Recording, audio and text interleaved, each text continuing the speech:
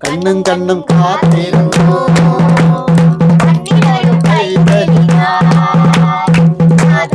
കാതോരം കേട്ടിരുന്നു കണ്ണും കണ്ണും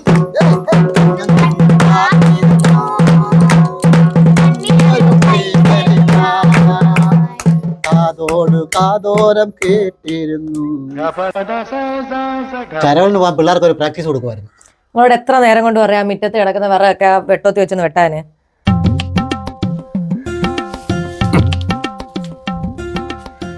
പിള്ളേർ ഉപയോഗിച്ച് നാറ്റിക്കരുത്. ഞാൻ കീറി തരത്തില്ലയോ പറഞ്ഞ ഉടനെ. നീ ഔട്ടിരുന്നേ, ഇന്ന് ശ്രദ്ധിക്കും.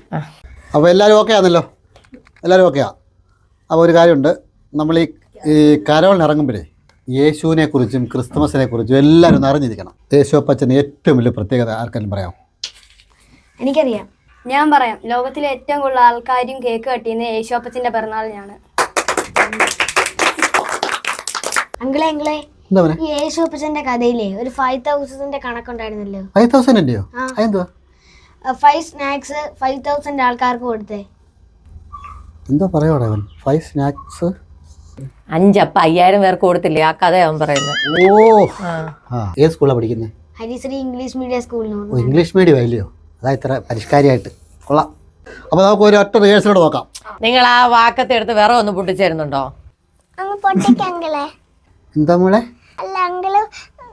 വിറക് പൊട്ടിക്കാൻ പറഞ്ഞ വിറക് പൊട്ടിക്കുന്ന കാര്യം തന്നെ പറഞ്ഞല്ലയോ? കണ്ണും കണ്ണും കാത്തിരുന്നു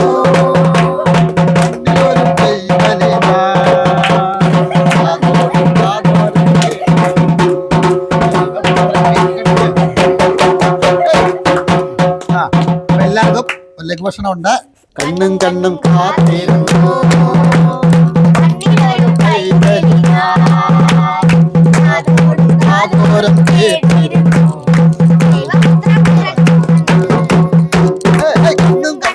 വേണ്ടേ? അതല്ല, നിങ്ങളോട് ആ വിറവ് പൊട്ടിച്ചിടാൻ പറഞ്ഞിട്ട് എത്ര നേരമായി? പൊട്ടിച്ചു തരാമെന്ന്. പൊട്ടിച്ചു തരാന്നാണ്. പൊട്ടിക്കത്തില്ലയോ?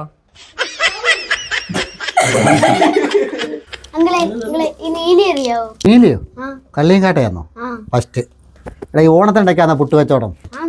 ഇത് ക്രിസ്തുമസിന്റെ കഥക്കിടയിൽ എന്തോന്നാ നീലിയെ പറയുന്നേ? ക്രിസ്മസിന്റെ കഥയിൽ നീലിയുടെ കഥയിൽ പള്ളിയിലച്ചനില്ലേ? പള്ളിയിലച്ചനോ? നീലിയെ പിടിച്ചോണ്ട് പോയത് പള്ളിയിലച്ചനില്ലയോ? ഓ അങ്ങനെ, ആ കഥ എനിക്കറിയാം. ഈ നീലി എങ്ങനെയാ യക്ഷിയായിട്ട് മാറിയേ? ഒരു മനുഷ്യ സ്ത്രീ ആയിരുന്നല്ലോ. അതായത് ഈ മനുഷ്യ സ്ത്രീകളെ യക്ഷിയായിട്ട് മാറുന്നത് ചില സിറ്റുവേഷനിൽ അങ്ങനെ സംഭവിക്കും. എന്തുവായിരുന്നു? വിറവ് പൊട്ടിക്കാന്. വിറവ് പൊട്ടിക്കാനാന്നോ? എടാ പിള്ളേരെ പോവല്ലടാ. അങ്ങനെ ഞങ്ങൾക്ക് മനസ്സിലായി മനുഷ്യ സ്ത്രീ എങ്ങനെ യക്ഷിയാവുന്നെന്ന്.